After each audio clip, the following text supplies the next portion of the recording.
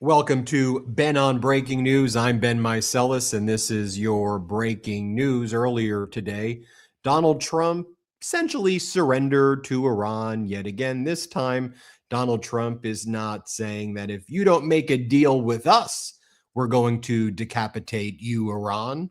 Now he's saying, Iran, you better make the deal you're already negotiating with Oman, or else we are going to decapitate you. So you still have the war crimes, the disgusting language, the threats that he's been doing now, it seems, every week. I'm going to blow up your bridges. I'm going to kill your civilization. You're going to be whatever he says. But this time he's saying, you better do a deal with Oman or else. Now, if you've been following the MeidasTouch network, you know that Iran has always been okay to do the deal with Oman. That's what Iran said it was doing.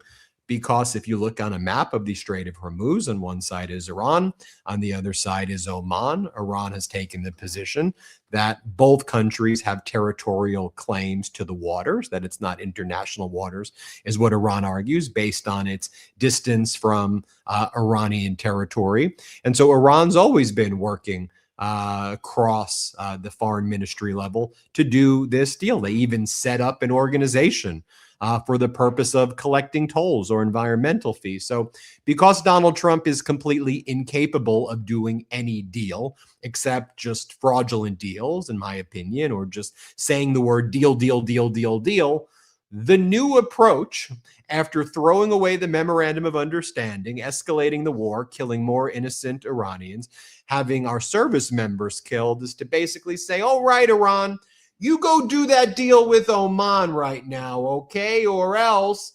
And then this is what Trump's actually good at, stealing credit for things, right?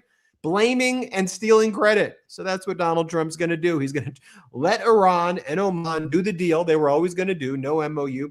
And Trump's going to say, mission accomplished. We did it. Notice there's no discussion about denuclearization. There's no discussion about the type of diligent international oversight that Iran agreed to regarding nuclear weapons grade capabilities in the JCPOA. No, instead, what this is about is Iran make a deal with Oman. Now, this comes at the same time where Reuters has reported that the United States is pretty much completely out of precision munitions, right?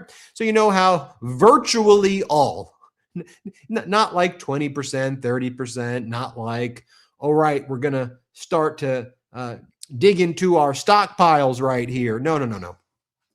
It actually is far worse than what the warnings were from our military generals, at least publicly. Reuters reported this morning the U.S. has used virtually all of its long-range precision missiles during the Iran war, sources say. We've been reporting on this for weeks now. We've been doing the count. I said, all right, looks like they've used 12 THAADs over here. It looks like they've used 35 new PAC-3s over here. What about the SM-3s from those Navy destroyers?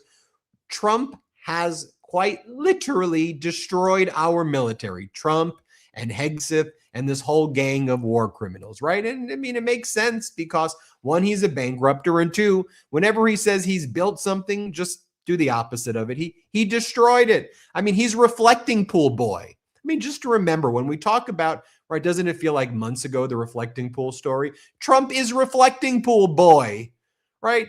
He lies and says vandals destroyed the reflecting pool. He makes his entire presidencies like big mission. We're going to paint an American flag blue. Don't focus on the 21,000 stock trades that I've done and the billions of dollars that I've made and the settlements I do with the IRS to give myself tax immunity. No, no, no. Paint it blue.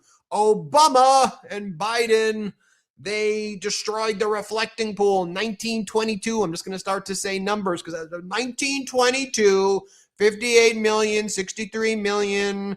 Obama, Biden, AutoPen, Fauci, right? That's what they made the reflecting pool the cause of the regime.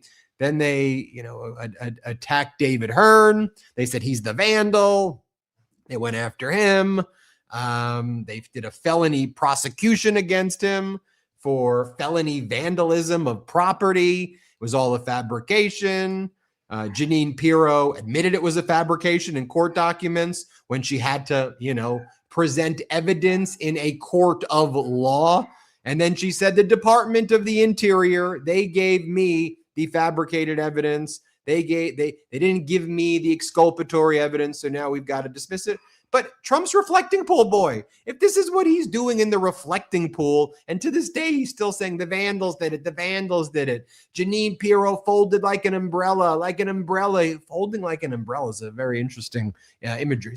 She folded like an umbrella. She was wrong. I'm angry at her. I mean, this is the guy and this is the regime that's covering up the Epstein files. This is the regime that's out there getting us involved in this catastrophic and unlawful war in Iran. That makes it like these are the core. He's a felon. Like he's a bad guy. He's a bad human. He deserves to be in prison, right? I mean, that's how felons behave. I mean, I believe in rehabilitative justice, sometimes, but I don't think he's capable of rehabilitative justice. He takes no accountability for anything. He should be in prison.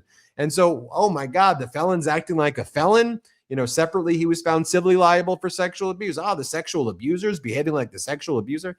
He's bankrupted most of his companies. The bankrupter bankrupted our military. Yeah, he's reflecting pool boy. He's reflecting. We know who this guy's. And now he's helipad boy as well, right? The helipad. They've got to do the helipad. I'm going to build a great helipad. I mean, just look at what the White House looks like right now. Look at this thing. For real. I mean, literally, look at this. It looks like a freaking junkyard right there. And with all of this stuff that we're learning about too, about the cover-ups of the casualties in Iran. And there was a story today that I got to dig into it more, but we were doing, the military was doing laser testing over New Mexico and killed these people in an airplane and then just kind of covered it up. And Wired reported on it first. Remember when they had to shut down the airspace? I think it was over New Mexico and Arizona. And they're like, why are you shutting down all of the airspace out of nowhere when they were testing lasers? Because separately, when they've been testing these lasers, they've been killing people. The whole regime is one cover up after another, and it's one fraud after another. And, when we talk about the White House, one of the things that I worry about, frankly, is I worry about, in the early days when they tore down the East Wing, the people who were exposed to asbestos there. They did no asbestos mitigation. They did no testing. They ripped down an asbestos-filled East Wing. And just think about the people who were in the White House. I mean, you don't think 20, 30 years from now, we're going to be hearing about mesothelioma and all of these things that could have happened when they tore down that East Wing? I mean, it's definitely a major, major concern for the people who were there when that happened. So you've got the United States running out of munitions. You've got Trump now saying, Iran, you better do a deal with Oman or we're going to decapitate you. You've got Saudi Arabia begging to do a deal with the Houthis in Yemen after the Houthis previously destroyed 3 of the major refineries in Saudi Arabia, and the Houthis were like, we're just getting started. Last night, in the past 24 hours, Iran destroyed 2 tankers, not 1, but 2 tankers in the Strait of Hormuz, shot down an MQ-9 Reaper, hit a U.S. airbase in Kuwait, by the way, as well, with at least 3 drones. Like none of this, and corporate news is like, all right. Donald Trump is so close to getting a deal done, says Donald Trump, says Treasury Secretary Bessent.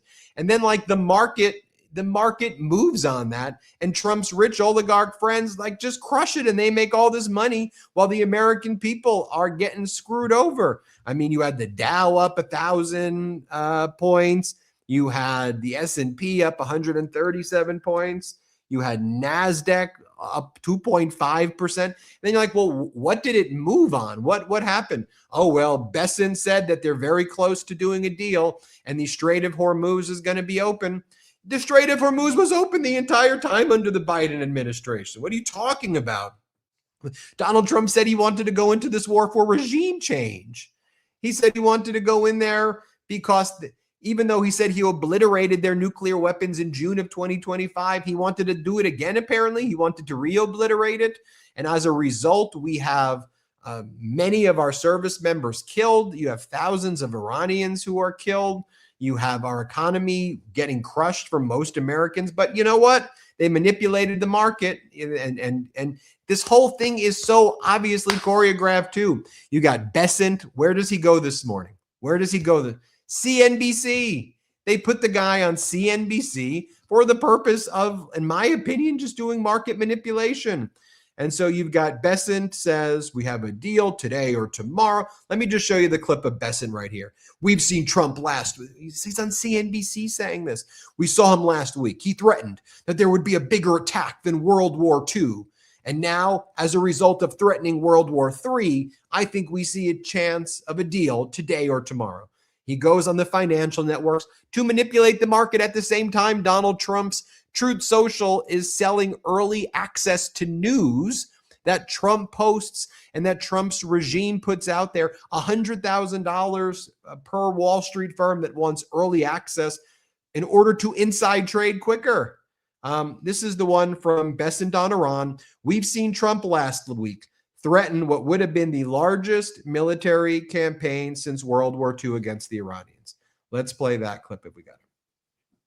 And we've seen President Trump last week threatened what would have been one of the largest military campaigns, or the largest military campaign since World War II against the Iranians. And now we are, because of that, we are in talks with the Iranians. And I think there is a chance we may have a deal today or tomorrow to open the strait. And that's the deal, to open the strait, the thing that existed before, the thing that existed under the memorandum of understanding. And the markets are like, oh, we did it. We did it. You know, to the extent there's anything that's good, and there really isn't, about this Trump regime, is that it's truly exposed the systemic nature of this Epstein class and this oligarch class and this broader kind of fraudulent international economy at this point, right? You know, as Aaron Parnas, who's just been, Parnas, Katie Fang, they're doing such incredible work following the Epstein money. Follow the money. How Wall Street bankrolled Epstein and how the administration and CBS are blocking the truth, and how hundreds of millions of dollars went in and out of Epstein's accounts through major banks. I'll get to more of the story, you know, in a little bit as well. But think about, Epstein was right in the center, not just of the hundreds of millions of dollars that went through his accounts, but the billions of dollars and more controlled by this broader Epstein class, right? The cabal that they always say, it's the Democratic cabal, it's these cabals. Like, they built up a whole QAnon thing to shield themselves from the very thing that they were doing, right? And when you look at this, you're like, wait a minute, the market responds positively to this? Is that the stupidest thing ever? No, it's manipulation. And we know the manipulation is taking place and the people are getting screwed, you know, and that's why, you know, you have all of these people as we look to the Wisconsin primaries tonight, which of course we're going to cover. When you look at all these other primaries taking place across the country, when you look at the broader sentiment of the American people right now, this isn't a normal political climate of, well, you know, here's a Republican and here's a Democrat. This is some existential stuff. People are getting killed out there, quite literally, from ICE and Border Patrol, quite literally from having their health care ripped away, quite literally from having their lives destroyed by this regime. But this is existential stuff. And these oligarchs are also doing it in plain view. It doesn't make it better for them to hide it versus do it in plain view. But they're out there looting and stealing and cheating, and it's so damn obvious. And we, the people, I don't even care what you label who the fighters are. We want fighters. We want people who say, this is existential, damn it, that these people out there, this Trump regime, they're trying to kill us. And that's not high. I don't want to hear people who go, oh, Ben, you're being hyperbolic. But no, this is life or death stuff for most Americans who open up their refrigerator and say, am I going to be able to add anything here? It's empty as is. Or am I going to be able to afford healthcare today? Can I fill up my car with gasoline? Can I exist? Can I survive? Can I make it? What's going to happen to future generations? That's the moment right here. All right. I want to bring in Luke Riddell, MeidasTouch White House correspondent. He's actually on the grounds of the White House right now. I want to just thank everybody here at the MeidasTouch Network for helping the MeidasTouch Network expand. As you know, our Washington, D.C. bureau has grown dramatically under the great leadership of Scott McFarlane. You've got Pablo Manriquez on the Hill. And now we've got Luke Riddell over there, quite literally on the White House grounds that we're talking about. Luke, talk to us a little bit about what's going on at the White House today. I know it's been pretty eventful. Jeanine Pirro was seen storming out with like a suitcase and with a white box. Apparently, she was showing Donald Trump that it wasn't vandals and that it was actually the contractor, and she thought that she was going to talk sense. You had Doug Burgum apparently going in and also wanting to get his say to say that, you know, that we should get rid of, you know, Jeanine Pirro, or that there was clearly a fight there.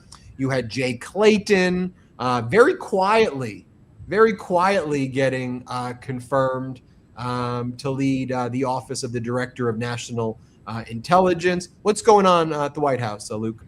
Well, Ben, first of all, thank you very much for having me, and welcome everybody to the White House. It's great to be here reporting on your behalf. You mentioned Jay Clayton there at the end, the fact that it was so quiet. You have to wonder if that was a reflection on how Jay Clayton did while answering questions on Capitol Hill. That infamous clip of him answering a question from Georgia Senator Jon Ossoff about the 2020 election, or should I say not answering it. He refused to answer the question, a very simple question of who won the 2020 election. It's a question we've seen many of President Trump's nominees get tripped up on and refuse to answer directly. We had that swearing in happen behind closed doors, no press allowed inside. The president didn't take any questions from press while leaving the White House just a few moments ago, or when he was taking off on Air Force One to head out west to where you are, Ben, for a campaign event in the run-up to the midterm elections. We saw the swearing in of Jay Clayton and the advancing of the nomination of Todd Blanche over in the Senate, just down Pennsylvania Avenue at the Capitol.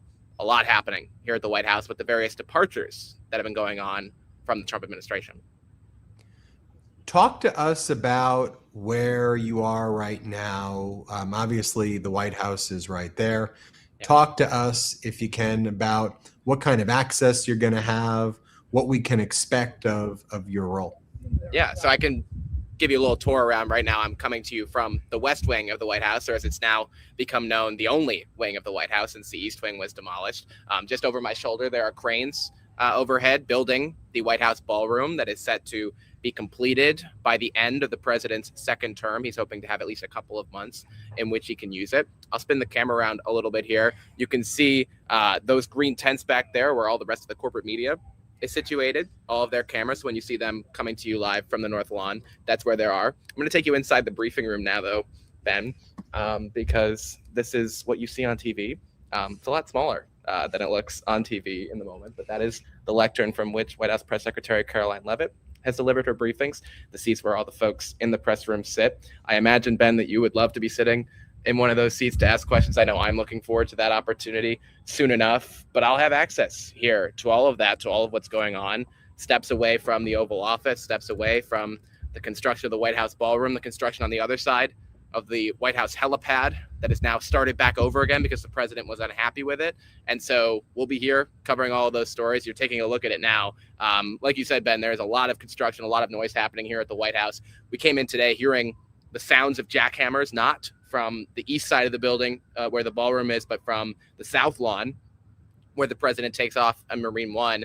Wasn't entirely clear what that was until my colleague here on the White House press beat, Dan Diamond of the Washington Post, broke the story that the president had asked the folks who were building the White House helipad to rip it all up and start over again because he wasn't happy with the way that it looked, with the way the granite was sloped on the White House lawn. Not entirely clear how all of that's being paid for, how that new work is being paid for. They're working around the clock, so you have to imagine there's overtime involved in all of that. But Ben, as you can hear around me, lots going on here at the White House.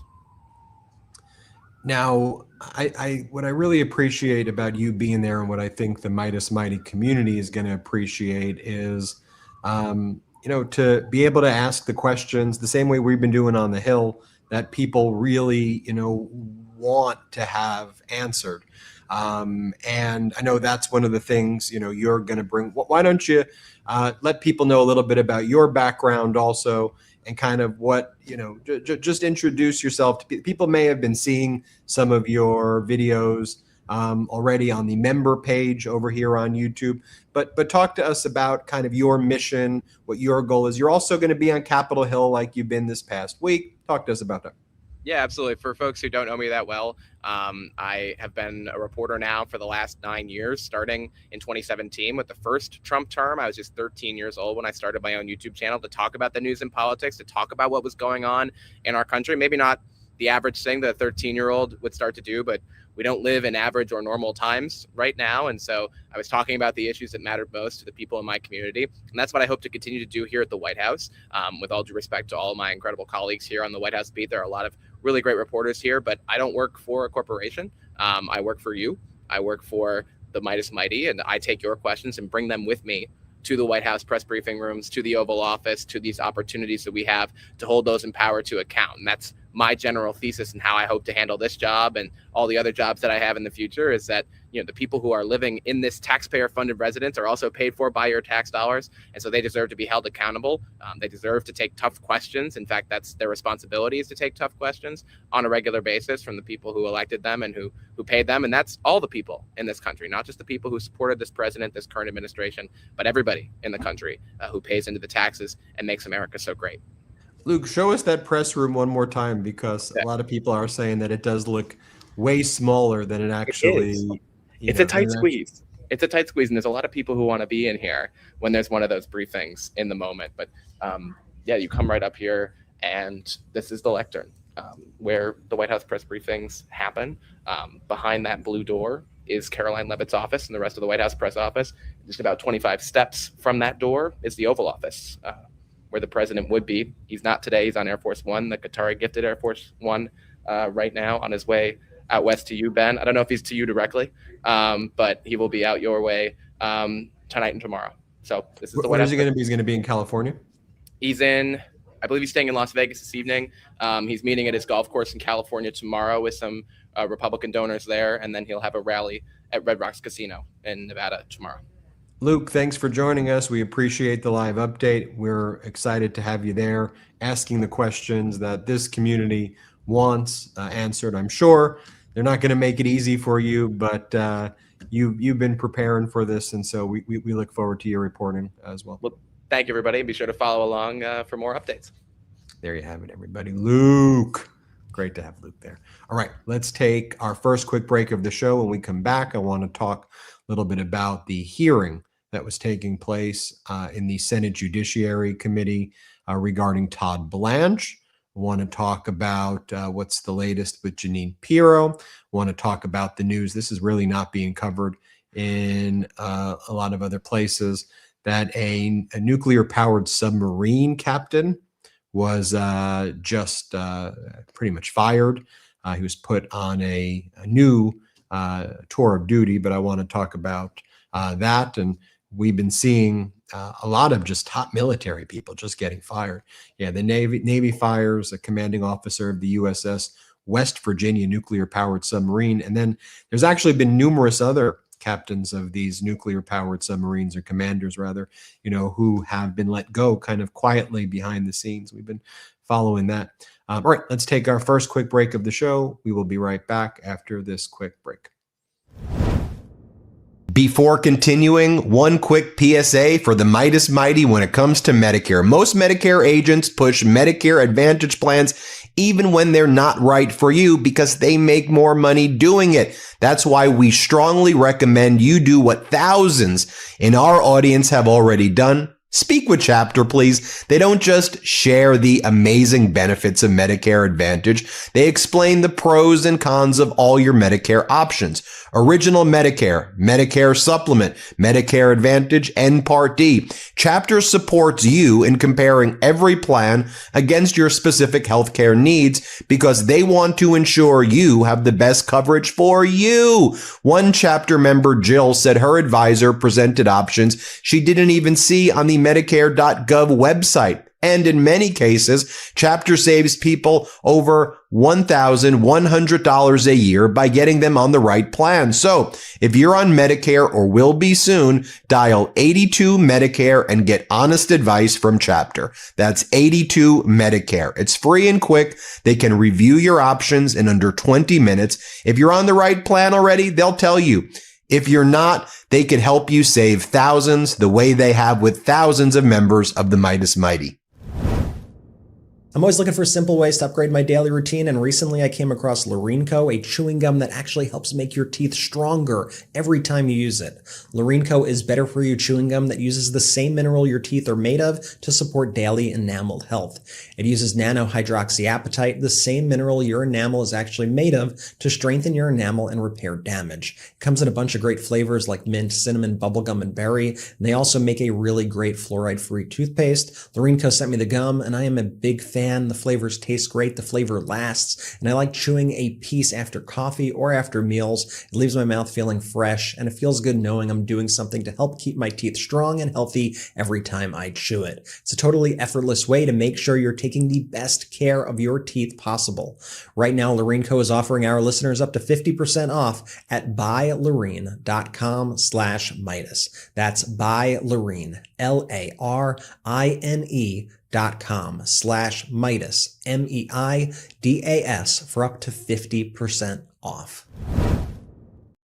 Welcome back to Ben on Breaking News. I'm Ben Meiselas. This is Breaking News. We started off the show talking about foreign policy, or I don't even think you can call it foreign policy as it relates to the Trump regime. You could just call it like foreign events happening, I guess, because there is no coherent strategy or anything. But now Donald Trump is threatening to decapitate Iran if Iran does not make the deal with Oman that Iran wants to make, that it was previously been negotiating. The point that I've been making is Donald Trump can't do deals. He only knows how to rip deals apart, whether it's the USMCA or CUSMA, as it's called in Canada, the Canadian-US-Mexico Agreement, whether it's the JCPOA, whether it's bipartisan legislation that was carefully negotiated when Congress actually worked. Donald Trump knows how to rip things apart, divide people, call people communists or whatever it is, but he can't build. He can't, never in his life. He was always a destroyer, always a bankrupter. We talked about, speaking of bankrupting, we talked about early on, America is out of interceptors, like virtually all, that was the reporting from Reuters, virtually all interceptors are gone. And, so not only is the Arab umbrella, security umbrella gone, but if you're in Asia right now and you're an ally of the United States, there's no precision. If you observed what happened in the Middle East, right now China knows that it is the dominant force, not just in Asia, of course, but, really throughout the world.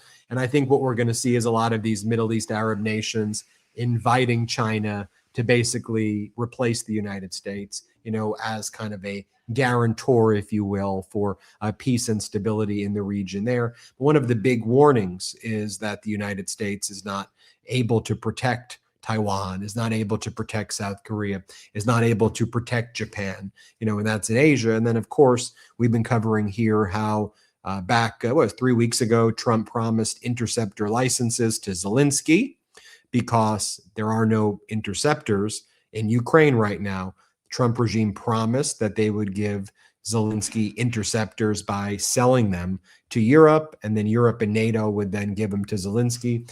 But both because the U.S. ran out of the interceptors and because, in my opinion, Trump's a Putin bootlicker, but you may agree. I mean, you could feel free to feel how you feel. That's my opinion strongly. Donald Trump did not get the interceptors over to Zelensky, and did not give the interceptor licenses to Zelensky. And then remember at the end of last week in Camp David, Trump's like, well, we don't want them to use it against us. What do you mean use it against us? They're interceptors. They're not the ballistics. They intercept. So it would only be used against you if you invaded Ukraine. So are you literally parroting what Putin said? Because for it to be used against, it's used in a defensive posture. It's an interceptor. So it seems like literally what Putin would have said on July 4th when they spoke, saying, well, it could be used against us. So you've got that going on. internationally. You got Saudi Arabia wanting diplomacy with the Houthis in Yemen. And, and so it's really just a complete capitulation. You've got the market manipulation taking place at home. You got Donald Trump getting richer by his stock trades. We know 21,000 stock trades last year. And then even though you had two Republican senators, Cornyn and Tillis, say they would not confirm acting AG Todd Blanche unless there was a written document rescinding the May 18th and May 19th settlement agreement. The 18th created the January 6th insurrection, anti-weaponization fund, as it was called. The May 19th agreement was the addendum that gives Donald Trump, his family, and his companies and trusts full tax immunity. They can't be audited. They can't be prosecuted for tax crimes or investigated for tax crimes. As you now know, I don't have to repeat it. We've reported on this a lot, but what Blanche did instead is he gave two pieces of paper. One was an order that purports to rescind the so-called anti-weaponization fund from May 18th. The other document that Blanche posted was a press release that was referred to as an update, or an update on information regarding the May 19th addendum for Trump's tax immunity, but it basically just affirmed Trump's tax immunity. Just says he's got it. And then they try to act like, well, we limited the scope. It's not going to waive anything in the future that happens after the settlement agreement was signed. It just goes back. It's retroactive only.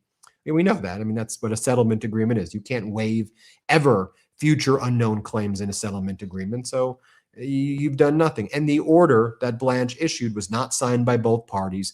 Thus, it's unenforceable. And because it's not a rescission of the settlement agreement, it's just an order regarding another order regarding the anti-weaponization fund. He could just create another order tomorrow. And he's going to, we all know what he's going to do. But you have Tillis and Cornyn, who are very cowardly, very cowardly. I mean, they're out. Trump destroyed their career. What, are they so worried about being a lobbyist or making money once they leave? And they're worried that Donald Trump's going to make social media posts about them and they won't be able to get the jobs to pay him a lot of money once they leave the Senate or whatever they plan on doing, that this was what they did. And they're like, well, what else can we do? There's nothing really else we can do at this point. We're just going to have to take their word for it.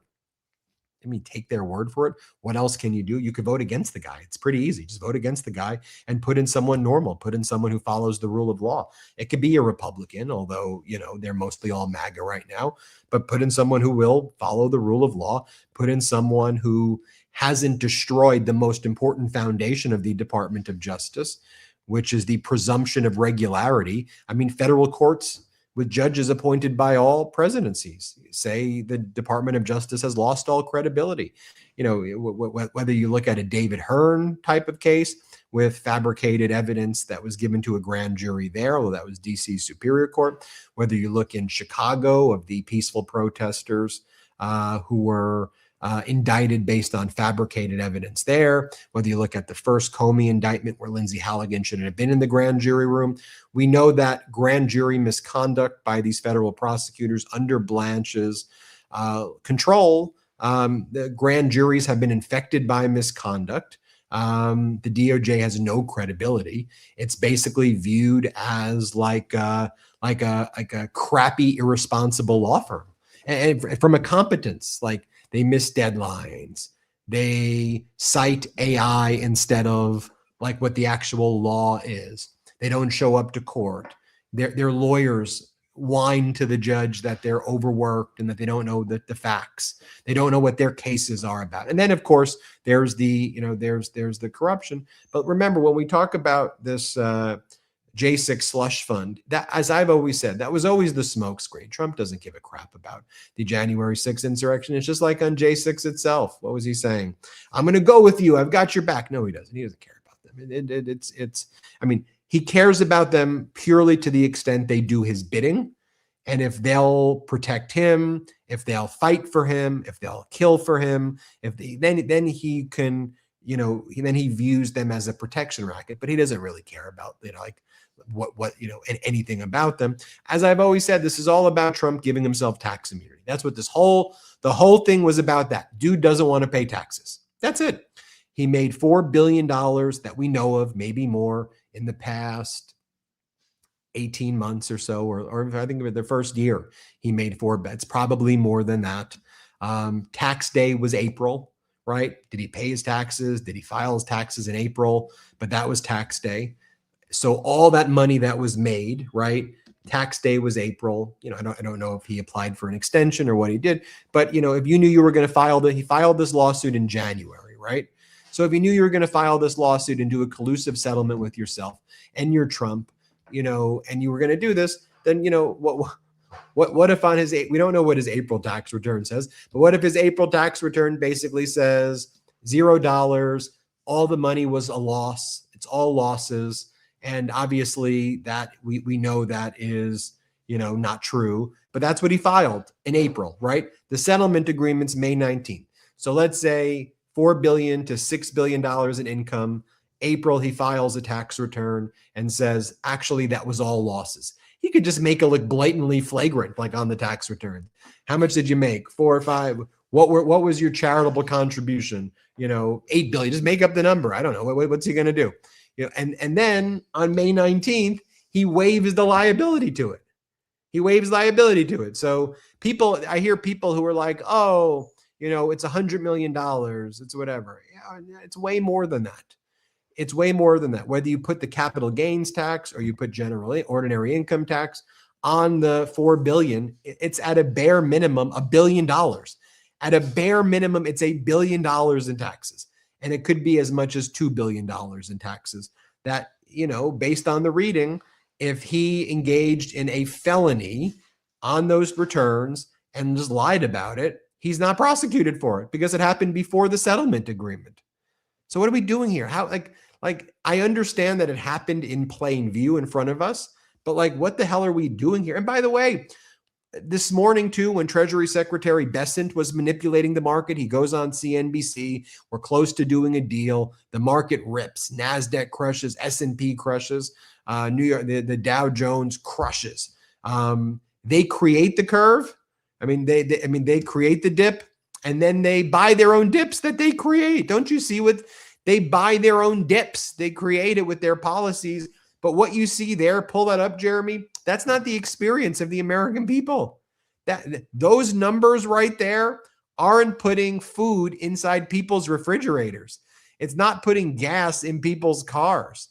It's not putting medicine into people's medicine cabinet that they need to survive. It is not giving people health care. That number right there, that's an oligarch number right there. That green right there, the Trump Epstein class, they love that. They love that number right there. And they're engineering this number while the American people are screwed. And then they fearmonger and they go, oh, you know who you should really worry about? You need to worry about the communists and the socialists, and all of these people are coming to get you. Dude, there is socialism right now. It's socialism for billionaires. There is communism right now for the billionaires. That's what exists right now. Don't you all see that? That's what's more communist, in my opinion, than the way Trump rules? He rules like every communist dictator that's existed. He's got his oligarch crew. He creates a social welfare state for them. He promises everybody everything. We're going to give you this. We'll give you this. You're going to get this. You're going to get rich. You're going to do all of these things. Then, as he says, what's great about being a communist, you promise all of these things and you don't have to deliver. Then he doesn't deliver and all his rich people get money. He runs the economy like communist dictatorships, in my opinion. And then you have Bessent, who shows up on CNBC with that shit-eating grin of his, with that smirk of his of, I'm better than you. I'm better than, this guy's just, again, these are just the biggest scumbags in the world. And you've got Bessent right here asked by CNBC as though this is like funny.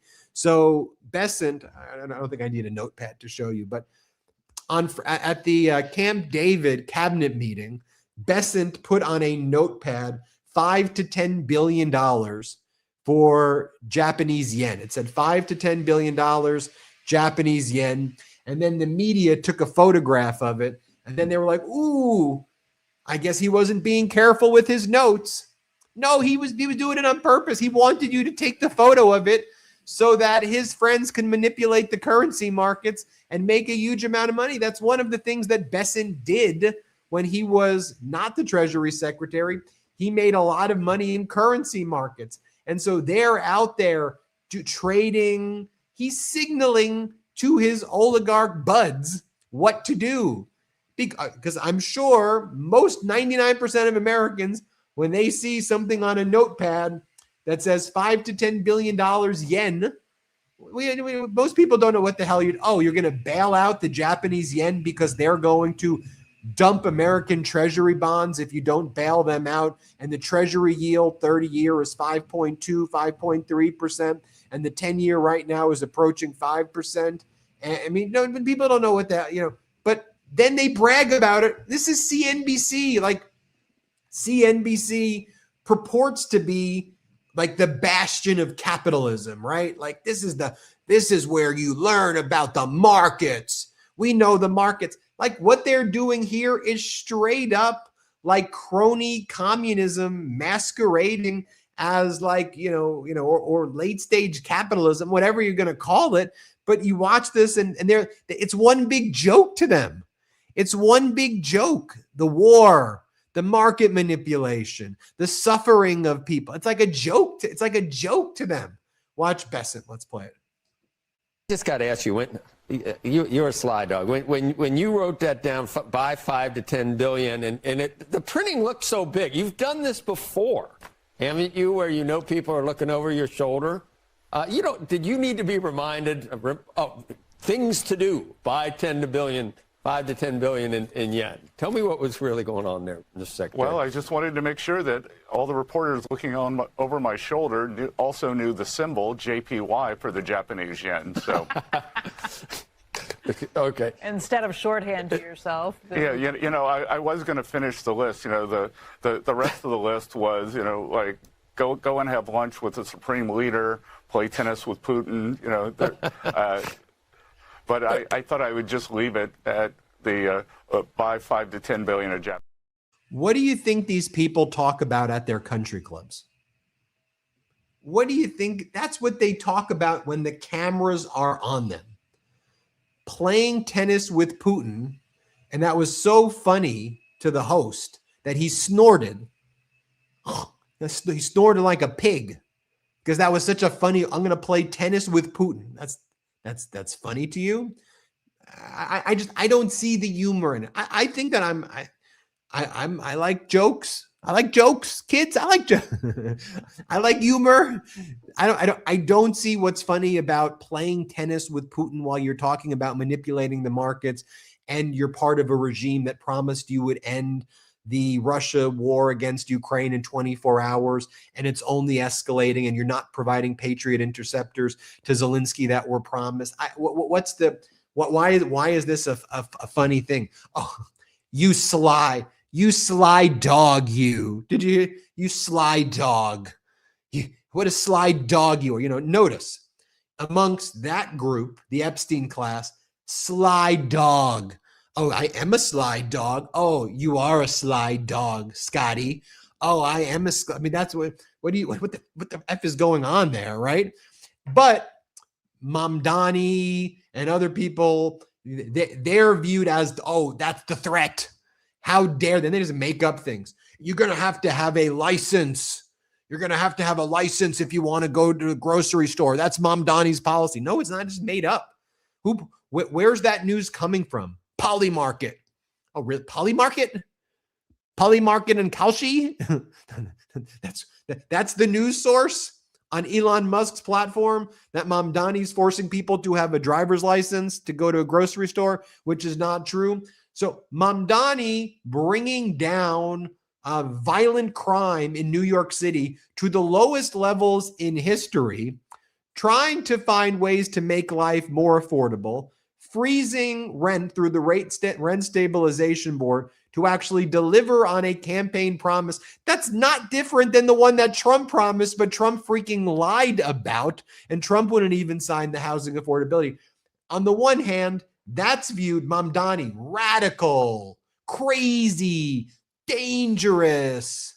Sophie Cunningham somehow is involved, and I'm not sure how. WNBA, we're angry at that, or we're supposed to be angry at that. But you sly dog, you manipulating the markets. You sly little fox. You sly fox. I'm watching. I'm like, what are you? You're talking about manipulating currency markets. You're doing it in front of us while the people are suffering. Ho, ho, ho, ho, ho. It's crazy. It's crazy stuff. By the way, that's I'm going to plug the book. Don't get mad at me for plugging the book. People are like, oh, you plug the book all the time. WTF America addresses the stuff that's not being talked about. Pre-order it right now. It comes out in October. The publisher says the pre-orders are super helpful and there's huge momentum. But we talk about concepts like that. The WTF concept and the thesis is we got to take a step back here. I know tonight there's big election in Wisconsin. I get it. There are some great candidates. And it's an important election. I don't want to downplay it, okay? But we have to step back and we have to reflect on the whole system, right? What corporate news and what the oligarchs try to frame as radical or like far left. Some of this stuff is not radical at all, like giving people healthcare, getting people education, getting people jobs, making sure there's not massive wealth inequality. That's not like, these are not radical concepts. What is radical to me is Project 2025, ripping away people's healthcare, having Trump do 21,000 stock trades, doing golden ballrooms, engaging in never-ending wars and having fake negotiations in your mind, like the kid on Sixth Sense. I see dead people. I see the Ayatollah. That's you want to talk about radical stuff?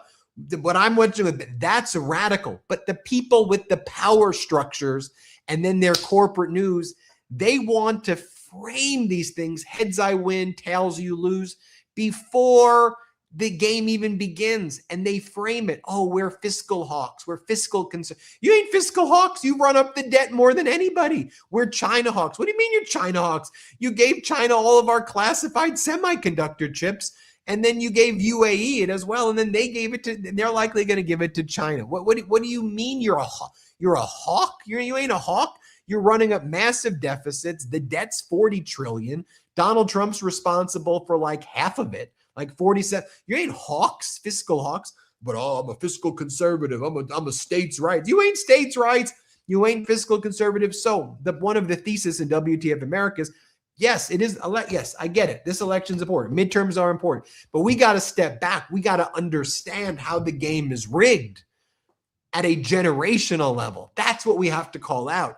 That's what we aspire to do here. Of course, I got to do rapid response videos. I got to talk about what's happening today, what's happening here. Here's what happened. Here's what happened. Here's what happened. Here's what happened. It's breaking news, but we have to step back and see the bigger picture. All right, let's take our last quick break of the show. We'll be right back. True self-reliance starts with taking control of your own health. Armra Colostrum is nature's original solution. Colostrum is packed with over 400 bioactive nutrients that fortify gut health and strengthen immune health to build resilience at the cellular level. Because when you invest in your health, you invest in your ability to show up, think clearly, and stay in control no matter what life throws your way. Today's environment is filled with toxins, processed foods, modern stressors, and immune disruptors. Nourish your microbiome and strengthen your barriers to support your immune health. Armra Colostrum is your secret to feeling strong, vibrant, and confident again. Not seeing results with your current routine? Colostrum is packed with 400 plus bioactive nutrients that work like a blueprint for your body, promoting your cells' natural renewal processes to support skin, hair, gut health, metabolism, immune health, lean muscle, and whole body vitality. Strengthen your gut integrity and support healthy fat metabolism to empower your body with the blueprint to revitalize health from the inside out. We've worked out a special offer for my audience. Receive 30% off your first subscription order. Go to armra.com/Meidas or enter Meidas to get 30% off your first subscription order. That's armra.com/Meidas. You know that moment at the airport when you're trying to hold a coffee, your phone's dying, TSA wants your laptop out, and suddenly you're juggling everything while the line behind you gets impatient? I feel like that happens to me every time I travel. That's why I become obsessed with Noble. This is their all-in-one carry-on, and it's one of those products where you wonder why nobody's thought of this sooner. First, there's a built-in flip-out cup holder, which sounds simple until you're standing in line at security or waiting at the gate with nowhere to put your coffee. It's one of my favorite features. It also has a built-in charging port, so if your phone's hanging on by 2%, you don't have to fight over that one airport outlet that everyone else is using.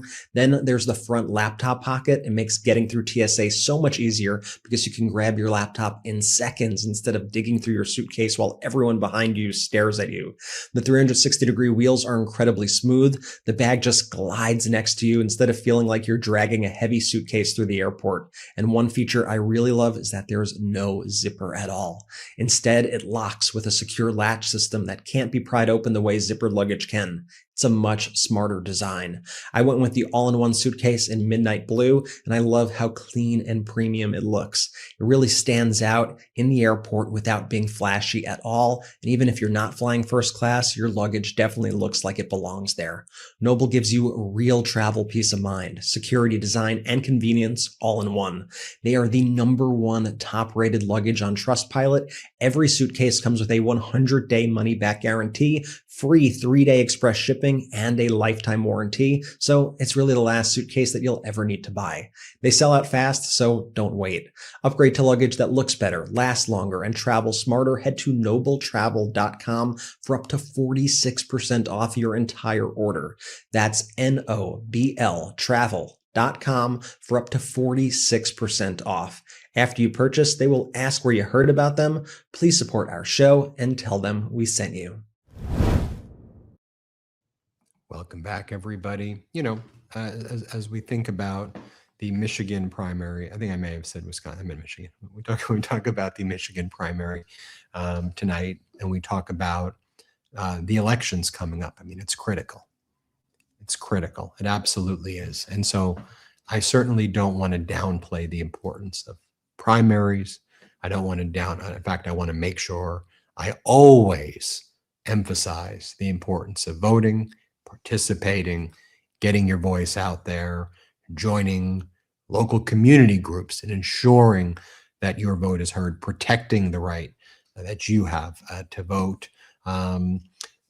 What I want to focus on, WTF America, what I want to focus on sometimes here is that it seems obvious that the people who rigged the game, the oligarchs, the people who are pouring in the hundreds of billions of dollars, they set up constructs that are traps for fights to happen along almost gamified kind of framework, and that it's this team and it's that team and it's this team and it's that team. And I get naturally when we talk about elections, there's going to be this team versus I get, someone's going to win. There is a competition to it, right? There is. That's just part of it. But what you got to pull back and also recognize is that we are on the American team. And what we have to recognize is who is screwing us over, who is causing us harm, what is the purpose of governance, what are we actually trying to accomplish in an election, who is representing our interests, who is calling out the injustices here and abroad, who's going to be delivering on an agenda that actually helps the people. And what I think is, again, very, very important is we don't lose sight of the very fact that sometimes we can fall into traps that are already being created by the people who are working on behalf of powered interests to create disunity when there's actually a great deal of unity among the American people. And I firmly believe that there are a lot of issues that are 70-30 and 80-20 issues that most Americans agree on, but then you'll always have the power structure try to divide us into camps or tribes or religions or races or throw in immigration or culture wars, because the more divided people are, the less people will agree on the same 70-30 or 80-20 or 80-20 issues. I want to go back though, because even NBC, after you had those Besant appearances, like even they recognized what just took place on their own program. They're like, oil moved pretty drastically over the interview that we just took. Let me just show you what they acknowledge that what just took place on their network was market manipulation. They don't call it, but literally they just created the economic situation that they then just reported on by bringing Besant on to manipulate the market. And the broader issue, as we talk about broader concerns, is the lack of confidence in the indexes, the lack of confidence in, that the markets actually will function. And the long-term credibility, predictability, certainty of the United States, that gets called into question now because of the breakdown of these systems, the tearing it to shreds by Trump, by a compliant corporate news. Here, let's play this clip. Oil moved pretty drastically on what the secretary was saying. He said that we could see an opening. He believes we'll see a deal potentially today or tomorrow to reopen the strait. As a result, take a look at oil prices. WTI moving pretty rapidly. We had been at $82 a barrel earlier this morning. At the top of that interview, we were trading at $80 a barrel. Now it's off by $3.55 to $76.79. That, in turn, has impacted the futures pretty rapidly as well. The Dow was up by about 300 points earlier this morning. Now you're looking at the Dow up by 513 points. S&P had been negative. It's now indicated up by about 5 points. And the NASDAQ is up even more than it had been earlier at 227 points. You've also got Treasury yields that moved on this, the 30-year in particular. We were looking at a 30-year yield of 525 when the show began at 6 a.m. It's now trading at 521. And in fact, the entire complex had been yielding higher. It's now lower across the board. The 10-year is at 465 and the 2-year is at 422. How's the Dow? The Dow's up 500 points. It was up 300 before. Yeah, I saw that. No, I saw it was up 500. Oh, you were. No, it just. Oh, now. What the hell is that? I mean, seriously, and those are the people, by the way, who will call out policies to help people get health care, to help people get paid with dignity for hardworking jobs that they do, people who fight for making sure that there's fair tax policy out there that, it's a bit unfair that why is it that the rich folk get all of the benefits and get all of these loopholes? They buy a sports team. Did you know that you can write off the purchase of a sports team? Like it's 100% write-off, and you can write it off over the course of, I forget if it's 10 to 15 years. So when you buy the sports team, you can write it off to all your other businesses. It's a write-off. It's the craziest thing. So while the value of the team increases, you can then write off, I think it's 10 or 20% of it every year. And so it becomes basically a free purchase of the sports team. You can write off your private jet. All these, the deductions you can take are crazy. And then people are just struggling to get by. You've seen the show. We've been highlighting, Pennsylvania because it's a swing state, but in northeastern Pennsylvania, for example, you've got a MAGA Republican Congress member there, Ryan McKenzie, who is in Pennsylvania's 7th congressional district. And, he's out there with Donald Trump, voting for the big, beautiful bill, which is everybody knows is a disastrous bill. They're out there continuing to loot and pillage from the American people. And you can see what's just going on with the regular people in Pennsylvania's 7th. And to me, it's a bellwether for what's going on in the rest of the country. People's health insurance is going up. Donald Trump may break, I brought your prescription drug prices down 800%. People aren't stupid. You're bringing up healthcare costs. You're bringing up costs in just about everything as well.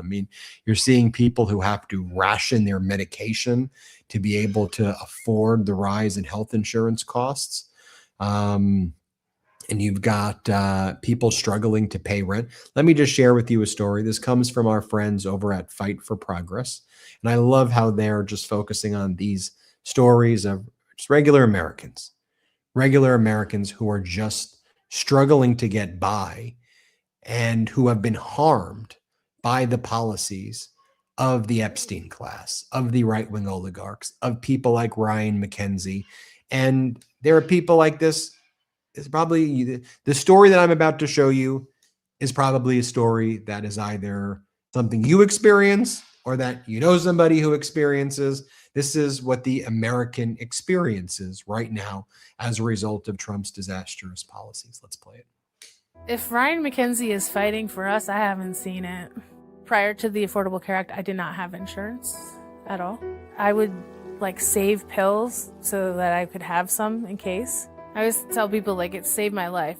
The House has narrowly passed a Republican health care plan, but without extending Affordable Care Act tax credits that are set to expire. There were tax credits that were helping keep our premiums lower. President Trump told reporters yesterday not to, quote, waste their time extending the subsidies.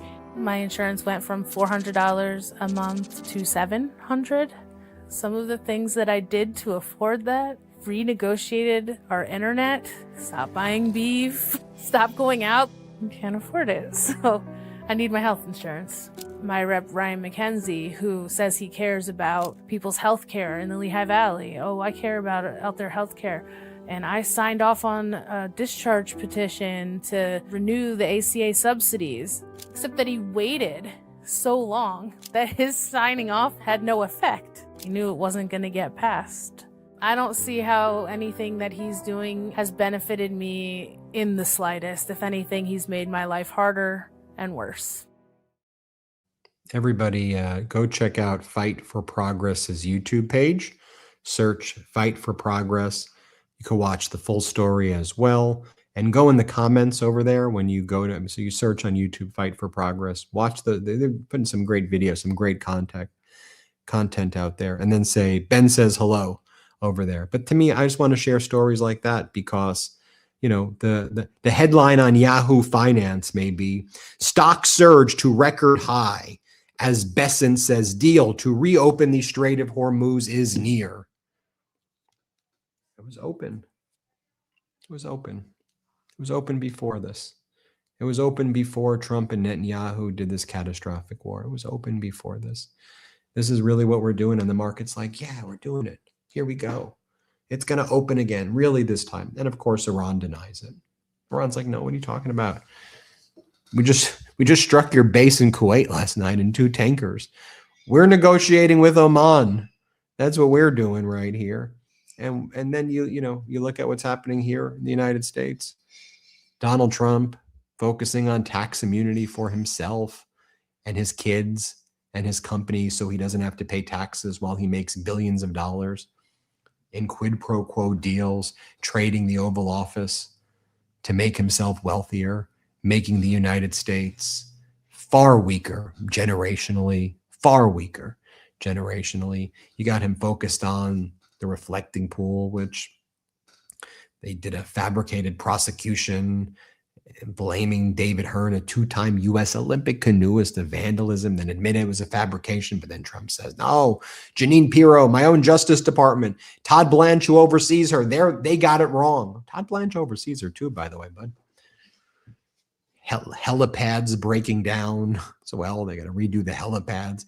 You got the White House looking like a literal, like junkyard. Like it looks like a literal kind of, mass waste disposal facility. Have you ever seen the White House or DC look grosser?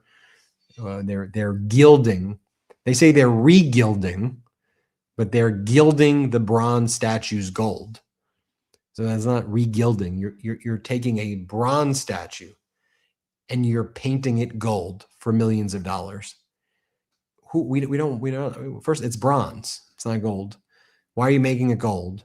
And why are you doing it? We don't want any of this. We just want healthcare. And then they have the audacity to say, what's really radical? What's really radical is fighting for free healthcare. No. What's really